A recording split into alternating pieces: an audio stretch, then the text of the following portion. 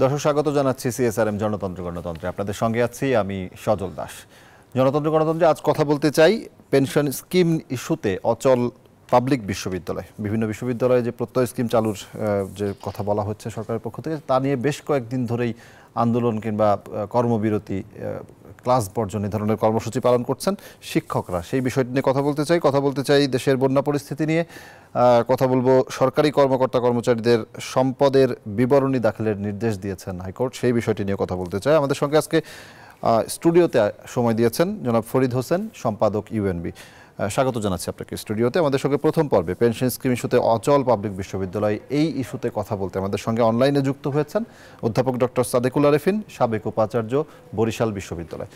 জনাব সাদেকুল আরেফিন, আপনাকেও স্বাগত জানাচ্ছি আমাদের অনুষ্ঠানে। আমি জনাব ফরিদ হোসেন আপনাকে দিয়ে শুরু করি। যেই পরিস্থিতি এই মুহূর্তে, আজকে অর্থমন্ত্রী একটি প্রশ্নের জবাবে বলেছেন যে তিনি যৌক্তিক মনে করছেন না এই আন্দোলনটি। আবার পেনশন কর্তৃপক্ষও একটা ব্যাখ্যা দেওয়ার চেষ্টা করেছেন তাদের জায়গা থেকে, যে শিক্ষকরা আসলে ভুল বুঝে আন্দোলনে এসছেন। আবার শিক্ষকরা তারপরে সংবাদ সম্মেলন করে পাল্টা জানিয়েছেন যে না, পেনশন কর্তৃপক্ষ ভুল ব্যাখ্যা দিচ্ছে। সব মিলিয়ে মোটা দাগে জায়গাটা হচ্ছে গুরুত্বপূর্ণ যে শিক্ষকরা আন্দোলনে, ক্লাস পরীক্ষা সব বর্জন, শিক্ষার্থীরা ক্ষতিগ্রস্ত। কি বলবেন, মানে প্রত্যয় স্কিম নিয়ে কেন আসলে এই জায়গাটিতে পৌঁছালো পরিস্থিতি? ধন্যবাদ আপনাকে। এটা ধরুন আপনার এক ধরনের সংস্কারের একটা ব্যাপার পেনশনের, আর আমাদের দেশে এখানে এটা বলা হয়েছে যে সর্বজনীন। আসলে এটা যখন শুরু করা হয়েছিল 10 মাস আগের দিকে, তখন মোটামুটি এটাকে একটা স্বাগত জানানো হয়েছিল। কারণ আমাদের এখানে আপনি জানেন যে সরকারি মানে যারা চাকরি করে তারা ছাড়া পেনশনের ব্যাপারটা কিন্তু ছিল না, এবং এখানে সাধারণ মানুষকেও পেনশনের আওতায় আনার একটা চেষ্টা করা হয়েছে, এবং সেই কথাটাই বলা হয়েছে সর্বজনীন ইত্যাদি। একটা পর্যায়ের আগে 4টা পর্যায়ে 4টা নামে সেগুলি করা হয়েছে। এখন প্রত্যয়ের এই ব্যাপারটা, এটা একটা সামগ্রিকভাবে দেখলে সরকারের দিক থেকে যেটা চিন্তা করছে সেটা হচ্ছে একটা সংস্কার। আর সরকার যে দিক থেকে একটা আরও বড় তাগিদ বোধ করছে এই সংস্কারটার পিছনে, যে সরকার দেখছে যে আমাদের একটা হচ্ছে যে দেশের সব মানুষকেই পেনশনের আওতায় আনা।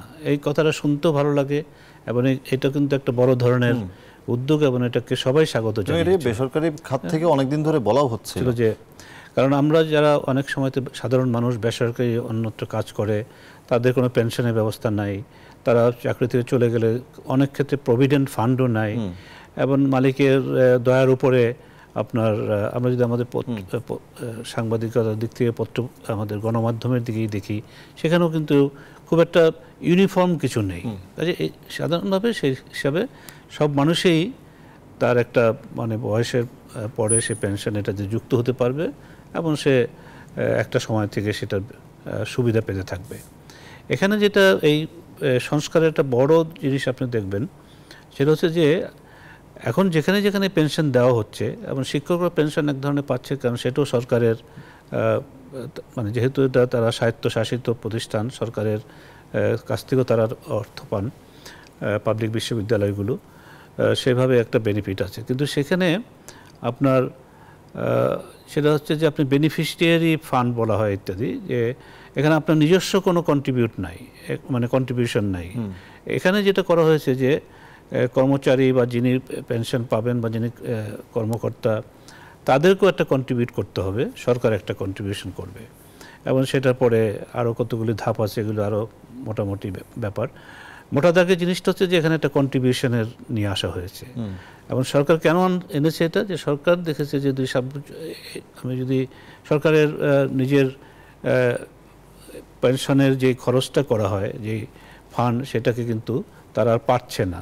তারা মনে করছে যে ভবিষ্যতে, কারণ আমাদের দেশে দেখবেন একটা অনেকগুলো ফ্যাক্টর আছে, যেমন গড় আয়ু বেড়ে যাচ্ছে, তো যত মানুষ বেশি বাঁচবে তার পেনশন আরও বেশি পাবে সে, তাই না? আমরা কোনো আজীবন পেনশনের ব্যাপার তো, এবং এটা শুধুমাত্র সরকারি কর্মচারীদের বেলায় কিন্তু এটা ছিল, কর্মকর্তা কর্মচারীদের বেলায়।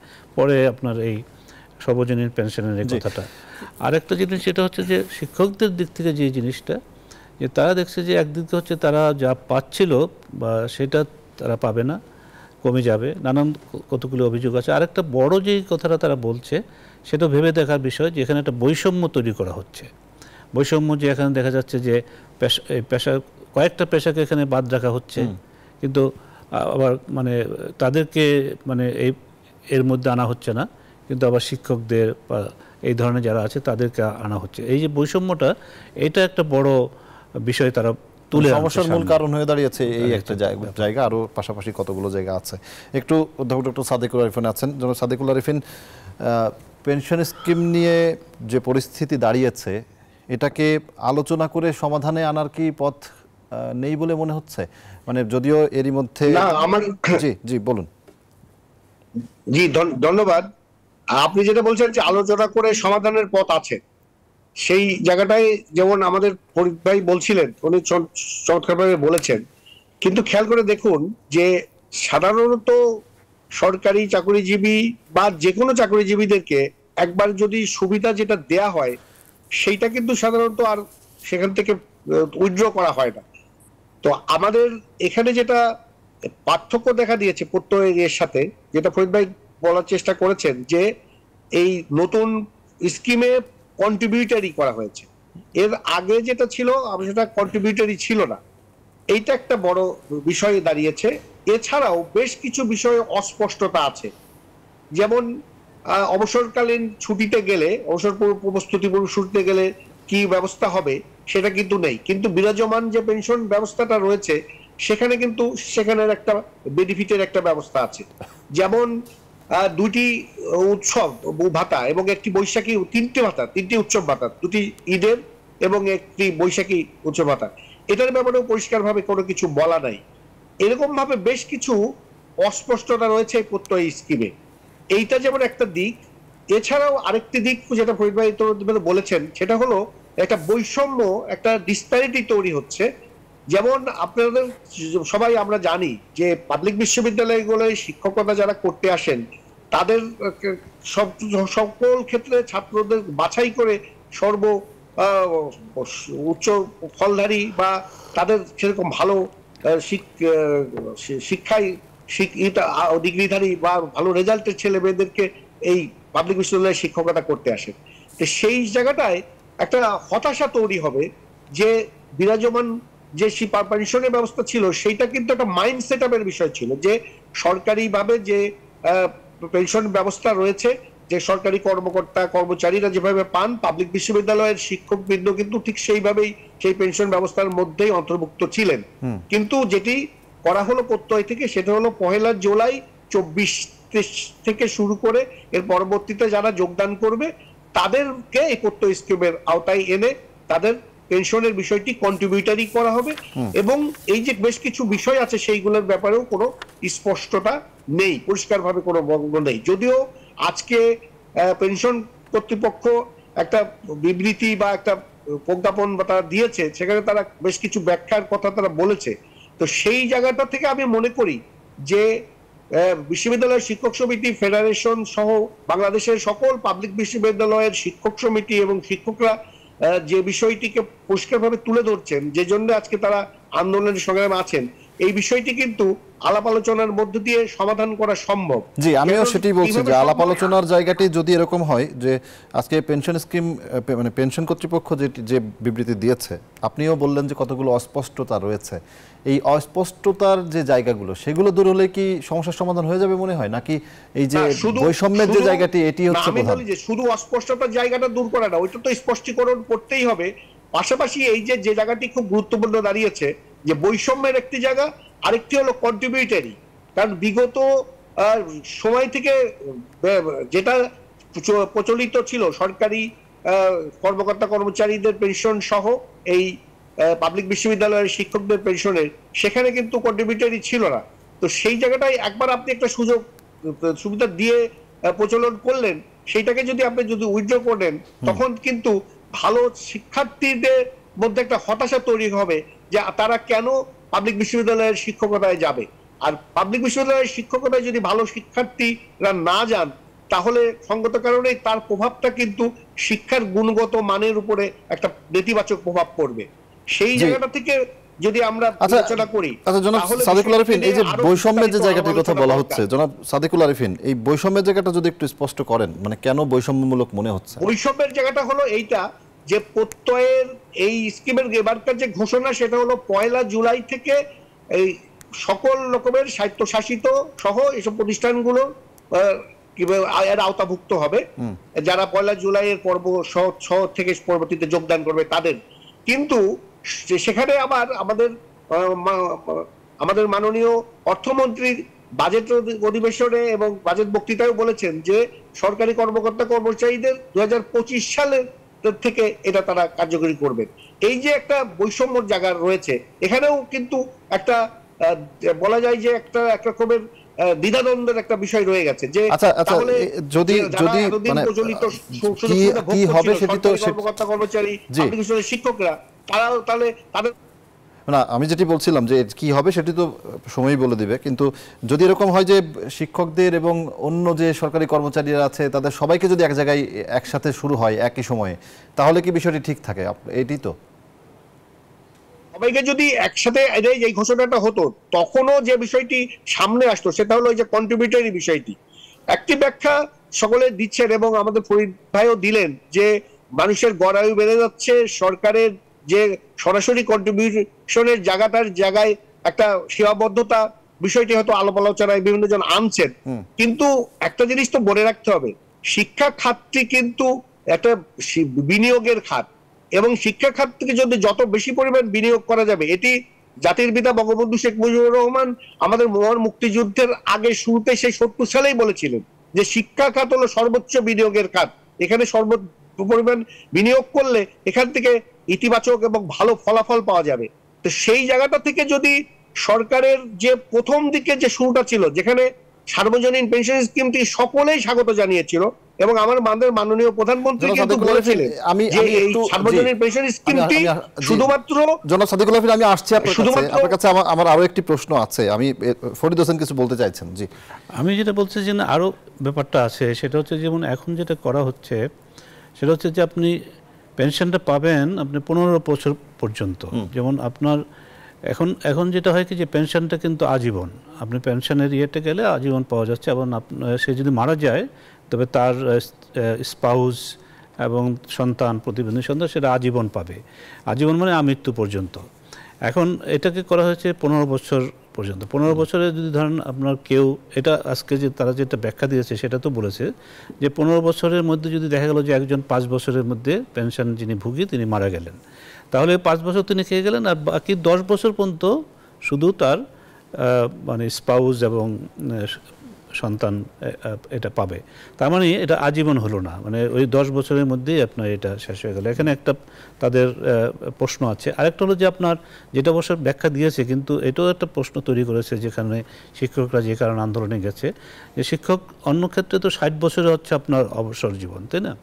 আর শিক্ষকতা পাবলিক বিশ্ববিদ্যালয়ে এটা 65 বছর। তাহলে যদি সে 60 বছরে হয়, 65 বছরের আপনার থেকে যদি শুরু হয়, তাহলে এই জায়গায় যে বয়সের গ্যাপটা সেটাকে কিন্তু আপনাকে এখন তারা বলছে যে এটা আইন করে এটা ঠিক করা হবে।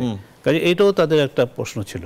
কাজে এখানে আরেকটা যে বৈষম্যের যে কথাটা আরেকটা আসছে, যে এই যে কথাটা যেটা 2025-এ সরকারি কর্মকর্তাদের জন্য আরেকটা স্কিম চালু করবে, কিন্তু সেই স্কিমটা কেন 1 বছর পরে এবং সেটাতে কি আছে ইত্যাদি। এখন যেমন যেটা আছে, যেমন আপনি ধরেন আমলারা, আপনার এমনকি বিচার বিভাগের দিক থেকে অন্য পেশার আরও দু একটা আছে যেটা তাদের জন্য কিন্তু এটা হচ্ছে না, তারা তাদের মতো করে যেটা আছে সেটাই পাচ্ছে বর্তমানেরটা।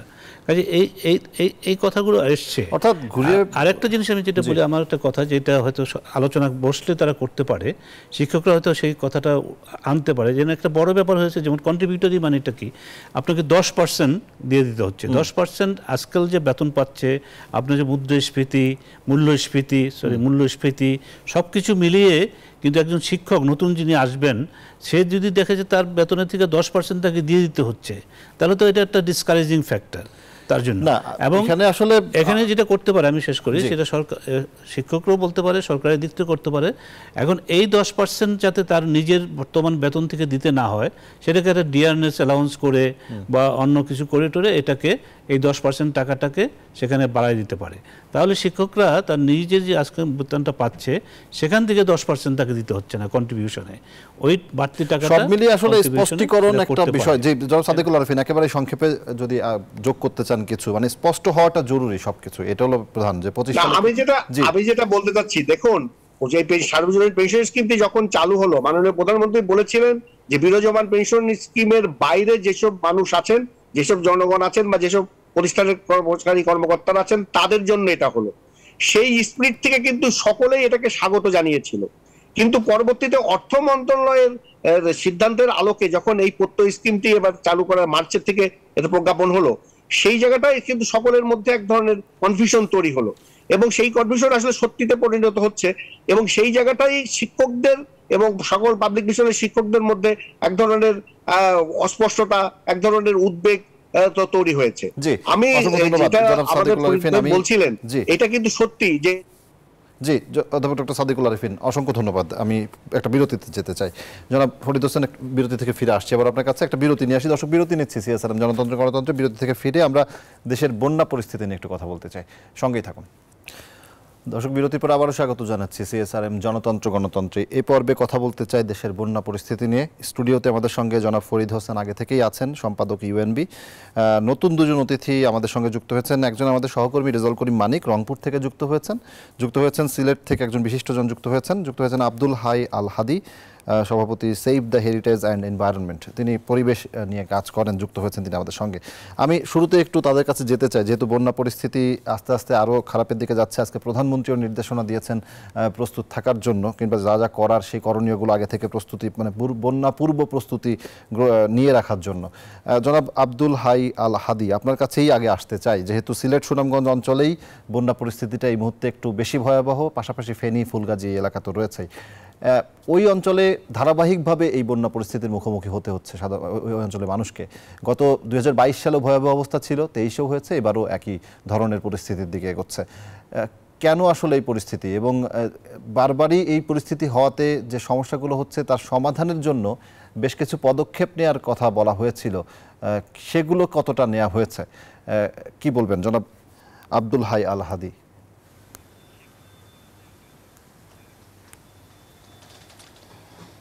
ধন্যবাদ। আসলে সিলেটের যে ভৌগোলিক অবস্থান সেইটা আমরা যদি বিবেচনায় নিই তাহলে দেখতে পাবো যে আমাদের এই সিলেটের ঠিক উত্তরে রয়েছে খাসি এবং জৈন্তিয়া হিলস, পূর্ব দিকে রয়েছে কাছাড়ের পাহাড়, এবং দক্ষিণ দিকে রয়েছে লুসাই পাহাড় এবং ত্রিপুরার পাহাড়। শুধুমাত্র পশ্চিমের একটা অংশ, পশ্চিম দক্ষিণের একটা অংশ উন্মুক্ত আছে, যেটা এই পুরো অংশের পানিটা বহন করে বঙ্গোপসাগরে নিয়ে যায়। তো ঐতিহাসিক দৃষ্টিতে আমরা যদি দেখি তাহলে আমরা দেখতে পাবো যে এই অঞ্চলে ঐতিহাসিকভাবে কিন্তু এরকম প্রচুর বৃষ্টিপাত হয়, বিশেষ করে বর্ষা মৌসুমে, এবং বৃষ্টিপাতের কারণে বন্যার সৃষ্টি হয়। সুতরাং আমি মনে করি যে এটা একটা ন্যাচারাল ঘটনা। কিন্তু যেটা হচ্ছে যে ভোগান্তি সেইটাতে আমাদের হাত আছে।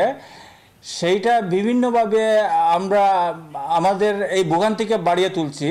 বিশেষ করে আমরা যদি একটু খেয়াল করি তাহলে প্রথমে আমি নদীগুলোতে যেতে চাই। সিলেট অঞ্চলে ভারত বাংলাদেশের স্বীকৃত আন্তঃসীমান্ত 17টি নদী আছে। এর মধ্যে সিংলা, লঙ্গাই, মনু,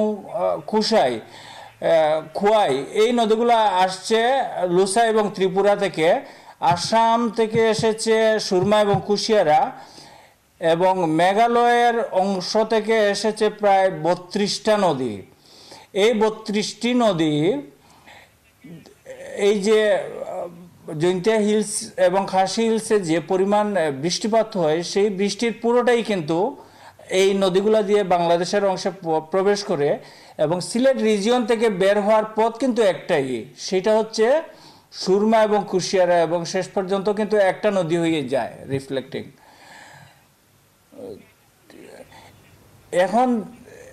এখন এইটা আমরা ঐতিহাসিক দৃষ্টিতে যদি আমরা দেখি তাহলে আজ থেকে প্রায় 2009 সালে একটা স্ট্যাটিস্টিক্স আমি শেয়ার করতে চাই, যেটা হচ্ছে যে 1909 সালে 200 থেকে 250 ইঞ্চি বৃষ্টিপাত হতো এখানে এভারেজ প্রতিদিন সিলেট অঞ্চলে। তো সেটা তো আজও এরকমই আছে। জি, আর হচ্ছে এখানকার যে নদীগুলো আমি বলছিলাম যে 17 কিলোমিটার যে অভিন্ন নদী, ভারত সেটা থেকে যে মোকাবেলা নদীগুলো করার জন্য বাংলাদেশে যে এসেছে, পদক্ষেপগুলো নেওয়ার দরকার ছিল কিংবা যে পদক্ষেপ নেওয়ার কথা ছিল, নদী খনন সহ নানান কাজ, সেগুলো আসলে কতটা হয়েছে কিংবা আরো কি করা দরকার একটু সংক্ষেপে যদি বলেন।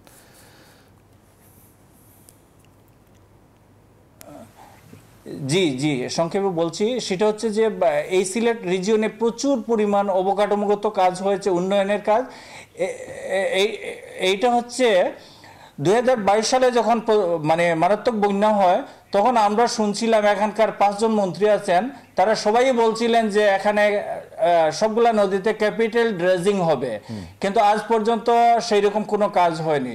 এই পর্যন্ত যে কাজ হয়েছে সুরমার 18 কিলোমিটার এই শহরের অংশে, এখানে 18 কিলোমিটারের মধ্যেও 50 কোটি টাকার এই প্রকল্পের মাত্র সামান্য অংশ বাস্তবায়িত হয়েছে, যার কারণে এখানকার এই যে পানি নিষ্কাশন বা বন্যার পানি দ্রুততম সময়ে যাতে বঙ্গোপসাগরে চলে যেতে পারে সেই রকম কোনো কাজ এখন পর্যন্ত চুকে পড়ার মতো হয়নি, এটা আমরা বলতে পারি। জি জি, অসংখ্য ধন্যবাদ জনাব আব্দুল হাই আল হাদি আমাদেরকে সময় দেওয়ার জন্য। আমি একবারে রংপুর প্রতিনিধি রেজাউল করিম মানিকের সাথে একটু কথা বলে আসি। রংপুর জনাব রেজাউল করিম মানিক, শুনছেন নিশ্চয়ই আমাকে। আর উত্তর অঞ্চলেও আস্তে আস্তে পানি বাড়ছে, নদীর পানি, বিভিন্ন নদ নদীর পানি, এবং সেখানেও বন্যা হওয়ার একটি সম্ভাবনা এখনই তৈরি হয়েছে, যেটি সামনে আরও ভয়াবহ হতে পারে মনে করা হচ্ছে। আপনার কাছে একটু জানতে চাই, ওই অঞ্চলেও তো বিভিন্ন ধরনের বাঁধ বলি কিংবা নদীর ড্রেজিংয়ের কাজ বলি, নানান ধরনের প্রকল্প নেওয়া ছিল, সেগুলোর কি অবস্থা?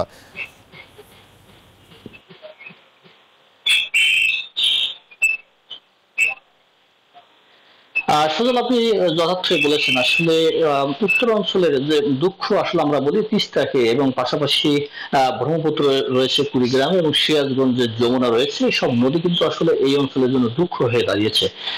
আমরা যদি বলি যে তিস্তা খননের জন্য কিন্তু দীর্ঘদিন থেকে আমরা দাবি জানিয়ে যাচ্ছি। এখানে তিস্তা বাঁচাও নদী বাঁচাও কমিটি রয়েছে, তারা কিন্তু বিভিন্ন আন্দোলন সংগ্রাম করে যাচ্ছে, কিন্তু কার্যত কিন্তু কোনো ফল আসছে না। আপনাকে বলি যে তিস্তার পেটে এখন অর্থাৎ পলি জমে দুকুল একবারে ভরে গেছে, ফলে সামান্য পানিতেই কিন্তু দুকুল ভেসে গিয়ে অর্থাৎ তিস্তা নিম্ন অঞ্চল প্লাবিত করছে। অর্থাৎ আপনাকে যদি বলি যে এই তিস্তার কারণেই 5টি জেলা রংপুর, কুড়িগ্রাম, লালমনিরহাট, গাইবান্ধা, নীলফামারীতে বন্যা পরিস্থিতির সৃষ্টি হচ্ছে। আমরা আজকে সরজমিনে তিস্তা অববাহিকায় ছিলাম সারাদিনে, কিন্তু তিস্তার পানি কিন্তু আসলে আপনাকে বলি যে সময়ের বিবর্তনে কমে এবং বাড়ে। অর্থাৎ সকালে পানি থাকে, তো বিকালে কিন্তু পানি আবার কমে যায়, আবারও কিন্তু সন্ধ্যার পানি থাকবে, কিন্তু আবার ভোরে কিন্তু পানি নেমে যাবে। এই পরিস্থিতি কিন্তু তিস্তা অববাহিকায়। আমরা যদি বলি যে তিস্তার পানি অর্থাৎ এই তৃতীয় দফা বন্যা কিন্তু এখন পর্যন্ত স্বল্প নদী বন্যা হয়েছে তিস্তার অববাহিকায়। এখন পর্যন্ত ব্যারেজ পয়েন্টে পানি বিপদসীমার উপর দিয়ে যায়নি, তবে কাউনিয়া পয়েন্টে গত 2 দফা পানি বিপদসীমার উপর দিয়ে প্রবাহিত হয়েছে, এবং এই দফায় গতকালও তিস্তার কাউনিয়া পয়েন্টে বিপদসীমা 7 সেন্টিমিটার উপর দিয়ে প্রবাহিত হয়েছিল, কিন্তু আজকে পানি কিন্তু কমে গেছে, বিপদসীমা 12 সেন্টিমিটার নিচে দিয়ে প্রবাহিত হচ্ছে। এই অবস্থা কিন্তু থাকলেও কিন্তু রাত থেকে আবারও কিন্তু তিস্তা অববাহিকায় পানি বাড়ছে, এবং ফলে বন্যা পরিস্থিতির কিছুটা অবনতির আশঙ্কা করা হচ্ছে। এবং আমরা কথা বলেছি পানি উন্নয়ন বোর্ডের উত্তর অঞ্চলের যিনি প্রধান প্রকৌশলী রয়েছেন, তার সাথে কথা বলেছি। তিনি বলছেন যে বন্যা পরিস্থিতির অবনতি হতে পারে, এবং আবহাওয়া অফিস এটি বলেছে যে গত 24 ঘন্টায় রংপুর বিভাগের 8টি জেলাতে 409 মিলিমিটার বৃষ্টিপাত তারা রেকর্ড করেছেন। সব মিলে আমরা যদি বলি যে বিভিন্ন প্রকল্প হাতে নেওয়া হয়েছে, কিন্তু কার্যত কিন্তু মানে বাস্তব সম্পদের এসব প্রকল্প আমরা লক্ষ্য করতে পারছি না। কারণ হচ্ছে তিস্তাকে যদি বাঁচানো না যায়, তিস্তার মহাপরিকল্পনা বাস্তবায়ন করা না হয়, তিস্তাকে যদি খনন না করা হয়, তাহলে কিন্তু উত্তর অঞ্চলের দুঃখ সব সময় কিন্তু থেকে যাবে। পাশাপাশি তিস্তার পাশাপাশি ব্রহ্মপুত্র এবং যমুনা রয়েছে। সিরাজগঞ্জে আপনি জানেন যে প্রতিনিয়ত হাজার হাজার মানুষ বিপন্ন হচ্ছে, কুড়িগ্রামও তাই হচ্ছে, গাইবান্ধা তো কিন্তু তেমনই হচ্ছে। অর্থাৎ কার্যকর পদক্ষেপ যদি নেওয়া হয়, ড্রেজিং যদি খনন না করা হয় নদীগুলো, তাহলে কিন্তু শুধুমাত্র ভাঙন প্রতিরোধ ব্যবস্থা দিয়ে কিন্তু বন্যা ঠেকানো যাবে না, এমনটাই কিন্তু মনে করেন রংপুর অঞ্চলে যারা নদী বিশেষজ্ঞ রয়েছেন তারা, আমরা একাধিক নদী বিশেষজ্ঞের সাথে কথা বলেছি, তারা কিন্তু বলেছেন যে তিস্তা খনন পাশাপাশি ব্রহ্মপুত্রেও কিন্তু অর্থাৎ পলিজমে ভরাট হয়ে গেছে, যমুনারও কিন্তু একই অবস্থা। এগুলো যদি খনন করা না হয় তাহলে কিন্তু অসংখ্য ধন্যবাদ আপনাকে, অসংখ্য ধন্যবাদ। রেজাউল করিম মানিক যুক্ত হয়েছিলেন রংপুর থেকে, আর সিলেট থেকে যুক্ত হয়েছেন Abdul Hai Al Hadi, save the heritage and এনভায়রনমেন্টের সভাপতি। অসংখ্য ধন্যবাদ আপনাদের দুজনকেই। জনাব ফরিদ হোসেন শুনছিলেন। দেখুন, আমরা দুজনের কথায় যেটা শুনলাম, একটা হচ্ছে যে বন্যা আমাদের দেশে তো নতুন নয়, আমরা আগেও বন্যা দেখেছি, ছোট বড়, আমরা অনেক বড় বন্যাও দেখেছি, 87, 88, তারপরে 90s-এও একটা বড় বন্যা, শুধু বড় না, খুব দীর্ঘস্থায়ী বন্যা হয়েছিল আমাদের আওয়ামী লীগ বা শেখ হাসিনার প্রধান সরকারের সময়। তো সেইগুলো তো আমরা জানি প্রাকৃতিক একটা কারণ থাকে আমাদের দেশে বন্যার, কারণ আমরা নদ নদীর দেশ আমরা, এবং আমাদের যে ভৌগোলিক অবস্থান সেটাও একটা ব্যাপার। সেখানে আমরা উজান থেকে আমাদের সেটা বলুন ভারতই বলুন বা চীন বলুন বা তিব্বত বলুন, এগুলো ভাটির দেশ হতে এটা আমাদের প্রাকৃতিকভাবে আমরা উপর থেকে হিমালয় থেকে এই পানি এসে নদীর মধ্যে দিয়ে আমাদের বঙ্গোপসাগরে যায়, সেটা ছিল প্রাকৃতিক, এবং আমাদের এটা আমরা বন্যার মধ্যে দিয়ে আমাদের বসবাসের ব্যাপার।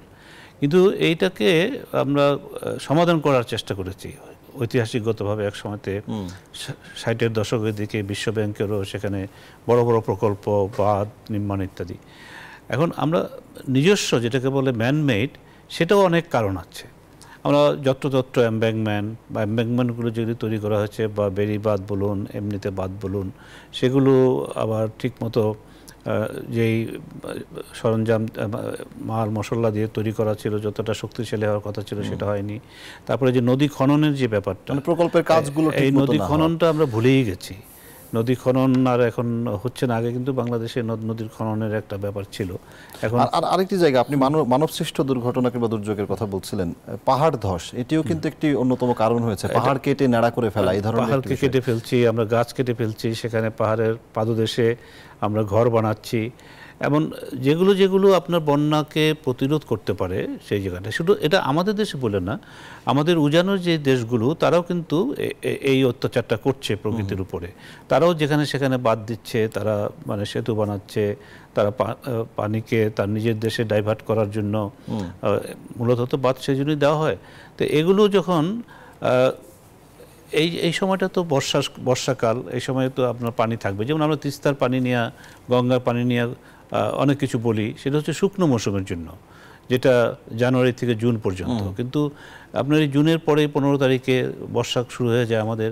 এখন তো আমাদের মানে প্রচুর পানি, কিন্তু ওই উজানের লোকরাও কিন্তু সে পানি ছেড়ে দেয়। গরমে পানি থাকে না গ্রীষ্মের সময়, তখন পানি আটকে রাখে কেউ কেউ, এক অংশ পানি পায়, এখন পানি ছেড়ে দিচ্ছে। আবার এখন পানি অনেক বেশি, তখন পানি ছেড়ে দিচ্ছে স্বাভাবিক। তারপর তারও ধারণ করার ক্ষমতা নাই। এগুলো সবই হচ্ছে গিয়ে যে আমরা নানান রকমের প্রকৌশলগতভাবে বিভিন্ন রকমের বড় বড় প্রকল্পের মাধ্যমে বন্যাকে ব্যবস্থাপনার তো একটা বিষয় করতে চেষ্টা করেছি। সেক্ষেত্রে খুব একটা লাভ যে হচ্ছে তা না। যেমন দীর্ঘমেয়াদী একটা পরিকল্পনা যদি বলি, ডেল্টা প্ল্যান, এটি সেগুলো তো দীর্ঘমেয়াদী প্ল্যানের ব্যাপার। আপনি যেমন এখন যেটা বলা হচ্ছে যে তিস্তার পানি সংরক্ষণ এবং সেটাকে মানে উন্নয়ন, সেই বিভিন্ন রকমভাবে যে নিজের জায়গায় আপনি পানিটাকে সংরক্ষণ করে রাখবেন, সেটা কিভাবে করা যায় সেই জিনিসটা করা, সেটা একটা জিনিস। কিন্তু সেটা হলো যে পরে ভবিষ্যতে কি হবে, যেমন ফারাক্কা নিয়ে শুধু আমাদের এখানে তো আমরা এটা নিয়ে এই অঞ্চলের মানুষ সবসময় বলেছে যে ফারাক্কা আমাদের জন্য ক্ষতিকারক হবে। সেই ফারাক্কা কিন্তু এখন পশ্চিমবাংলাও বলে যে আমার জন্য ক্ষতির কারণ হয়ে যাচ্ছে, বিহারের লোকও বলে যে, বিহারও বলে যে আমার জন্য ক্ষতির কারণ হয়ে যাচ্ছে। কাজে একটা সময় হয় কি, এই ধরনের বড় বড় অবকাঠামো যখন তৈরি করা হয়, তখন এগুলোকে প্রথম দিকে মনে হয় যে এটা বোধহয় আমার জন্য উপকৃত হবে, আমি এটা ভালো হলো, কিন্তু পরবর্তীতে দেখা যায় যে এটা আমার জন্য বিপদ ডেকে আনলো। চট্টগ্রাম, পার্বত্য চট্টগ্রামের রাঙামাটিতে আমরা কাপ্তাই সেই মানে বিদ্যুৎ উৎপাদন করার জন্য, পানি বিদ্যুৎ, জল বিদ্যুৎ উৎপাদন, পানি বিদ্যুৎ যাই বলুন, সেটা করার জন্য আমরা যেই কাজটা করলাম, তাতে করে রাঙামাটির 1/3 ডুবে গেল।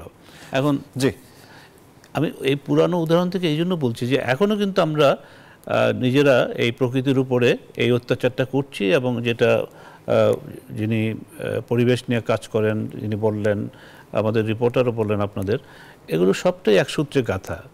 যে জি আমরা আর ওই যে কাজগুলো বোধহয় এখন এই যে আঞ্চলিক যে সহযোগ বন্ধু যে দেশগুলো আছে, নদী তো আর কোনো এক দেশ দিয়ে বয়ে যায় না, বিভিন্ন দেশের সাথে যুক্ত, সবাই মিলে আসলে একটা ভালো একটা সেটা করতে বলে তো ভালোই হতো, কিন্তু সেখানে সবাই কিন্তু লিপ সার্ভিস দিচ্ছে, সবাই সেক্ষেত্রে এসে কিন্তু তার জাতীয় স্বার্থের কথা বলছে।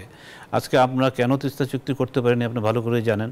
পশ্চিমবাংলার মমতা ব্যানার্জি কিন্তু যেটা বলেছেন, তিনি তার দেশের স্বার্থের কথাটা বলেছেন। কেউ তো তার দেশের স্বার্থ ছেড়ে কিছু বলছে না। এখন দুর্ভাগ্যক্রমে আমরা পড়ে গেছি ভাটির অঞ্চলে। এখন আমরা যেহেতু ভাটির অঞ্চলে পড়ে গেছি, সেই জায়গা থেকে আমাদের স্বার্থ কিভাবে দেখা যায়, জাতীয় স্বার্থ রক্ষা করতে গেলে আমাকে ওদের উপরে গিয়া মানে ঝাঁপিয়ে পড়তে হয়, আমরা তো তা পারছি না। একটা বিরতি নিতে চাই, এই জায়গাটাও একটা সমাধান বের করতে হবে যেভাবে হোক। যে অসংখ্য ধন্যবাদ। আমি একটা বিরতি নিয়ে আসি, বিরতি থেকে ফিরে আবারও আসছি আপনার কাছে। বিরতি থেকে ফিরে আমরা সরকারি কর্মকর্তা কর্মচারীদের সম্পদের বিবরণী দাখিলের যে নির্দেশ দেওয়া হয়েছে এই বিষয়টি নিয়ে একটু কথা বলতে চাই। দর্শক, বিরতি নিচ্ছি সিএসআরএম জনতন্ত্র গণতন্ত্রে। দর্শক, বিরতির পর আবারও স্বাগত জানাচ্ছি সিএসআরএম জনতন্ত্র গণতন্ত্রে। এই পর্বে সরকারি কর্মচারীদের সম্পদের বিবরণী দাখিলের নির্দেশ এই বিষয়টি নিয়ে কথা বলতে চাই। জনাব মহিদুল ইসলাম যুক্ত হয়েছেন, দুদকের সাবেক কর্মকর্তা, সাবেক মহাপরিচালক লিগ্যাল যুক্ত হয়েছেন তিনি। জনাব মহিদুল ইসলাম, স্বাগত জানাচ্ছি আপনাকে। ফরিদ হোসেন, এই পর্বে আপনাকে দিয়ে শুরু করি। সম্পদের বিবরণী সরকারি কর্মকর্তা কর্মচারীদের বিবরণী দেয়া একটা বিধিতে ছিল, যেটি আইনে আছে আগে থেকেই বিধি হিসেবে, সেটি মানা হচ্ছে না। এখন কোর্ট বলছে, আদালত বলছে যে মানতে হবে। মানে আইন থাকা কিংবা বিধি থাকার পরেও না মানার প্রবণতা কেন মানা হলো না, এই জবাবদিহিতাটা আমরা এতদিনে করি না। দেখুন, একটা জিনিস হচ্ছে যে এটা তো খুব স্বাভাবিক, মানে প্রজাতন্ত্রের কর্মচারী যারা এবং যারা জনগণের, আমরা এক কথাটা মানে অন্যভাবে শোনালো যে তারা জনগণের সার্ভেন্ট অফ দ্য পিপল, জনগণের চাকর। অর্থাৎ কথাটা চাকর হলো, এটা খুব ভালো কথা, ভালো মানে ব্যাপার যে সে জনগণের কল্যাণের জন্য কাজ করবে। একটা সরকার, তার সরকার নীতি, এবং নিঃসন্দেহে তার একটা জবাবদিহিতা থাকবে। তার মধ্যে মানুষ আশা করে যে সে সৎ হবে এবং সে অন্যায় করবে না। এগুলো যে এখন আপনি যদি এগুলো বলেন, তো এখন মনে হবে যে এটা স্বপ্ন বিলাসের মতো আমাদের দেশে প্রেক্ষাপটে। শুধু আমাদের দেশ না, আপনি যদি চীনের দিকে তাকান, দেখবেন যে সেখানে প্রায়শই এরকম শাস্তি হচ্ছে। হ্যাঁ, অনেকেই মানে ঘুষ, দুর্নীতি, বিশাল দুর্নীতি, রাজনৈতিক পর্যায়েও, সরকারি কর্মকর্তা পর্যায়েও। আপনি অন্য অনেক দেশ পাবেন আপনি, সেখানে এগুলো হচ্ছে। এবং যেই সব দেশগুলো হচ্ছে সেই দেশগুলোর কিন্তু সুনাম কিছু নেই। আমাদের দেশেও আমরা দেখুন, আমরা যদি দেখি যে গল্প শুনেছি, আমরা ব্রিটিশ শাসন দেখিনি, যে ব্রিটিশ শাসন আমলে একজন আমলা বা একজন কর্মচারী তার সততার গল্প, সেগুলো আমাদেরকে উজ্জীবিত করত। তার বাড়িতে যদি কেউ কোনো ঘুষ নিয়ে আসতো, কেউ যদি কোনো বড় রুই মাছ, বড় কাতল মাছ নিয়ে এসে উপস্থিত হতো, সেগুলোকে তারা লাথি মেরে বের করে দিত। পাকিস্তানের সময় পর্যন্ত আমরা এই সমস্ত বড় বড় সরকারি কর্মকর্তাদের কথা শুনেছি। বাংলাদেশ স্বাধীন হওয়ার পর থেকে কিন্তু দেখলাম যে আমরা রাজনৈতিক পর্যায়েও বটে, তখন সরকারি কর্মচারীদের মধ্যে ততটা না। বঙ্গবন্ধুর কিন্তু শেষের দিকের বক্তৃতাগুলোতে যদি আপনি শোনেন, তাহলে দেখবেন যে কেবল দুর্নীতির বিরুদ্ধে তিনি কথা বলছেন, কেবল দুর্নীতির বিরুদ্ধে তিনি কথা বলছেন। কিভাবে দুর্নীতির বিরুদ্ধে তিনি লড়াই করছেন সেই কথাগুলো আপনার। সেই যে আমরা দুর্নীতির তো শেষ হয় নাই, সেই দুর্নীতি করতে করতে আমরা যেই সরকার এসেছে বলেছে যে আমি দুর্নীতি, আগে সরকার দুর্নীতি করেছে, আমি দুর্নীতি কে বেশি করেছে কে কম করেছে এই হিসাব নিয়ে আমরা আছি। এখন দেখুন এই যে জিনিসটা আসছে, কি জন্য আমি কাজটাতে আসি, সেটা হচ্ছে যে সম্প্রতি বেনজির কাণ্ড বলুন, মানে ছাগল কাণ্ডে মতিউর রহমান বলুন, আরও অনেকের সেই প্রেক্ষাপটে এসছে যে এদের অ্যাস্ট্রোনমিক্যাল একটা সম্পদের ব্যাপার। এবং অ্যাস্ট্রোনমিক্যাল কথাটা তো একটা বিশাল একটা ব্যাপার। এখন যে তার সারা জীবনের চাকুরির থেকে পরিষ্কার করে দেখা যাচ্ছে যে সে 70 লক্ষ টাকা এত মানে একটা অ্যামাউন্ট বলা হচ্ছে, আমি সঠিক যাই বলুন, তার থেকে 10 গুণ কেন 100 গুণ বেশি সম্পদের তার দেখা যাচ্ছে। এখন তাহলে তো প্রশ্ন আসবে না। এখন এই যে ক্ষেত্রে এই যে তখন আসে যে ওই যে বিধিটা ছিল, ওই বিধিটাকে বাস্তবায়ন করার জন্য আজকে সুপ্রিম কোর্টে গেছে। যেতে কেন হলো, এটা কেন মানা হচ্ছে না, এবং আমাদের এখানে অনেকগুলো ইনস্টিটিউশন আছে যে ইনস্টিটিউশনগুলো দেখার কথা। জি। এর মধ্যে দুদক একজন, যার থেকে আমাদের সঙ্গে দুদকের সাবেক একজন কর্মকর্তা রয়েছেন, সাবেক মহাপরিচালক, তিনি যারা মহিদুল ইসলাম আলোচনা শুনছিলেন নিশ্চয়ই। বিধি তো ছিল, এখন মহামান্য আদালতের নির্দেশনা দিতে হলো, এখন মানা হবে আপনার কাছে মনে হয়? আর আগে আসলে প্রক্রিয়াটি কি ছিল, প্র্যাকটিসটা? না, আদালত তো জি, যে মাননীয় হাইকোর্ট বিভাগ একটা রুল ইস্যু করেছেন, এখন সেটা কি হবে সেটি একটি দেখার বিষয়। আর আরেকটি হচ্ছে যে আপনার এটা একসময় বোধহয় পাকিস্তান আমলেও ছিল 64-65 দিকে, তারপরে এটা 79 সালে একটা বিধি করা হয়, সরকারি কর্মচারী আচরণ বিধি। সেই বিধিতে এটা বলা হয়েছিল 5 বছর পর পর সরকারি কর্মকর্তাদের সম্পদের হিসাব দিতে হবে। কিন্তু এখানেও আবার একটু ফাঁক আছে, সেটা হচ্ছে যে সরকারি কর্মচারী বলতে কাদেরকে বোঝানো হবে। এটা আপনার খুবই সীমিত, যারা ট্রেজারি থেকে অর্থাৎ পিওর গভর্নমেন্ট যারা, তার মধ্যে আবার ধরেন তৃতীয় চতুর্থ শ্রেণীর কর্মচারীরা বাদ। কিন্তু এখন যে অবস্থা দাঁড়িয়েছে সেটাতে তৃতীয় চতুর্থ শ্রেণীর কর্মচারীদের অনেকের কোটি কোটি টাকার গাড়ি বাড়ির কথাও শোনা যায়, এইগুলোকে কাভার করা যাচ্ছে না ওই আইন দিয়ে। এখন আরেকটি জিনিস আপনার ভাবতে হবে যে সরকারি কর্মচারীরা তো ধরেন ঘরকা মুরগি যখন তখনই করা যায়। সরকারি কর্মচারীদের প্রতি বছরে এসিআর এর একটা সিস্টেম আছে। আমি বলবো যে রাজস্ব বিভাগে আয়কর ফাইলে যে হিসাবটা দেওয়া হয় সেটার একখানা কপি যদি এসিআর এর সাথে যুক্ত করে দেওয়া হয় এবং তার ঊর্ধ্বতন কর্মকর্তা সেটি দেখে এসিআর দিবেন, কারণ সততা এবং নৈতিকতার একটা কলাম আছে, সেটা দেখে করতে পারেন। সরকারি কর্মকর্তাদের করবার ক্ষেত্রে খুবই সহজ, কিন্তু সরকারি কর্মকর্তা কোন পর্যায়ে থাকবে, সরকারি কর্মকর্তার ডেফিনেশনটা কি হবে, কারা কারা সরকারি কর্মকর্তা, সেটা আমার মনে হয় একটু ভাববার বিষয় আছে।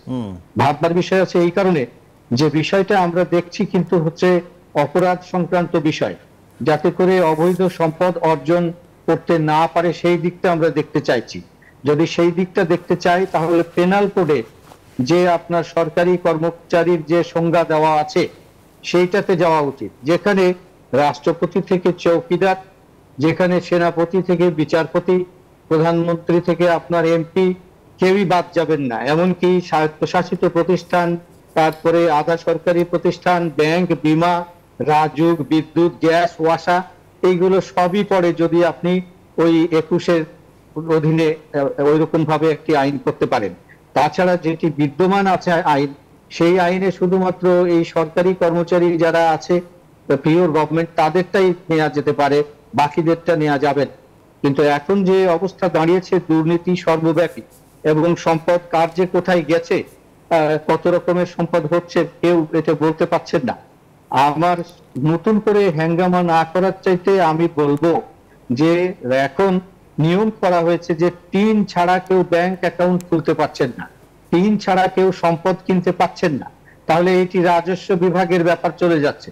তাহলে রাজস্ব বিভাগ এনবিআর কে শক্তিশালী করেন, এনবিআর এ যে প্রত্যেকে যাতে করে সম্পদের হিসাব দেয়, আয়কর বিবরণী দেয়, এবং এনবিআর যাতে করে এইগুলো খতিয়ে দেখে এবং এনবিআর এর কাছে যেগুলোকে সন্দেহজনক মনে হবে সেইগুলোকে যেন দুদকের কাছে দেয়, দুদক ব্যবস্থা দিবে।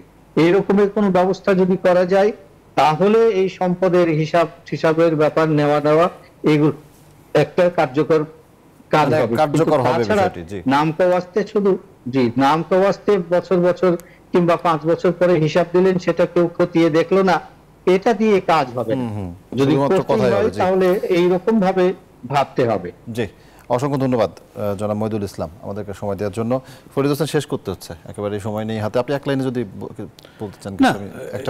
আমাদের কথাটি হচ্ছে যে আমরা যদি সত্যিকার অর্থে দেশকে ভালোবাসি, সমাজকে ভালোবাসি, আমাদের যার যার যে দায়িত্ব সেই পুরো প্রক্রিয়াটি কি হবে, আমরা কিন্তু মহিদুল ইসলামের কথা একটা ভালো ধারণা মিলছে যে আসলে প্রক্রিয়াটি এভাবে যেতে পারে। হ্যাঁ, না, অনুরোধের বিধানগুলি আছে, উনি পরিষ্কার করে বলেছেন, উনি জানেন, ইত্যাদি করেন। কিন্তু আমরা যেই জায়গাটাতে হতাশ হচ্ছে একের পর এক, যে আমরা অনেক ভালো ভালো আইন থাকে, অনেক ভালো ভালো বিধান থাকে, এবং আরেকটা যেটা এখন বড় সমালোচনাটা হচ্ছে সেটা হচ্ছে যে আমাদের দেশের যারা ব্যুরোক্রেসি, যেটাকে সাধারণভাবে আমলা বলা হয়, আমলাতন্ত্র বলা হয়, সব কিছুর মধ্যেই তারা নিজেদের সুবিধাগুলোকে, এটা অভিযোগ যে তাদের নিজেদের সুবিধাগুলোকে তারা নিজেরা আদায় করে নিচ্ছে।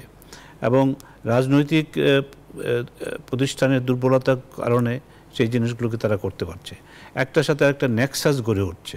এই কারণে আমরা ভালো ভালো কতগুলো উদ্যোগ নেওয়ার পরেও সেই জিনিসগুলোকে বাস্তবায়ন করতে পারছি না। এখন কথাটা হচ্ছে বাস্তবায়নের প্রশ্ন, এবং যে বাস্তবায়ন করব যে মানুষ আমরা, সেই মানুষের এখন ধরুন যে আমাদের সম্পদের, অর্থের, এটা যে মানে লোভ বলেন বা আমার এটা এত বেড়ে যাচ্ছে একটা অংশের, সবাইকে বলা যায় না, এবং সেই জায়গাটি জবাবদিহিতার বাইরে থেকে যাচ্ছে, আর এই কারণে আরো বেশি উৎসাহিত হচ্ছে। আমরা দেখছি যে যার আয়ের সঙ্গে তার ব্যয়ের বা মানে কোনো রকমের কোনো মিল থাকছে না।